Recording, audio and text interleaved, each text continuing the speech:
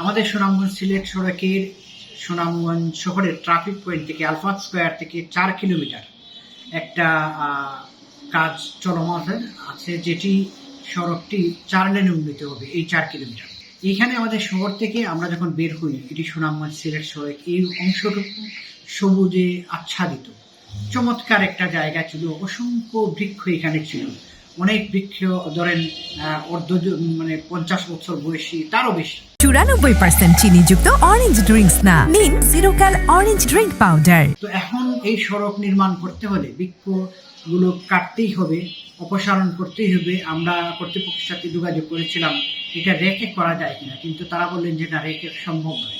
তো আমাদের দাবি হচ্ছে, প্রত্যাশা হচ্ছে যে এই যে সবুজে আচ্ছাদিত সড়কটি ছিল, এখন সড়কের দুই পাশে নতুন নির্মাণের পরে যে জায়গাটুকু অবশিষ্ট থাকবে, সেই জায়গায় যেন প্রচুর পরিমাণে, পর্যাপ্ত পরিমাণে সরকারি উদ্যোগে বৃক্ষরোপণ করা হয়। এখন যে উন্নয়ন প্রকল্প নিয়ে সড়কের কাজ করা হচ্ছে, সড়কের কাজ সম্প্রসারণ করতে গিয়ে অনেকগুলো বৃক্ষ কাটতে হচ্ছে।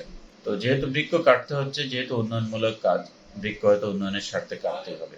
আমাদের দাবি থাকবে যে বৃক্ষ কাটার পর এখানে সড়ক উন্নয়ন হওয়ার পরপরই যেন যেভাবে বৃক্ষগুলো ছিল, এর চেয়ে অধিক হারে বৃক্ষ যেন এখানে রোপণ করা হয়। আর শহরের বিভিন্ন জায়গায় খালি জায়গা, তার মানুষের নিজস্ব বাড়ি ঘরের আশপাশ বা নতুন নতুন যে সড়কগুলো হচ্ছে, এই সমস্ত জায়গায় যেন বৃক্ষরোপণ করা হয়। এই বৃক্ষগুলোই আমাদেরকে প্রাণ দিতে পারে। আমাদের শ্বাস প্রশ্বাসের সাথে এই বৃক্ষ জড়িত। বৃক্ষ বাঁচলে মানুষ বাঁচবে।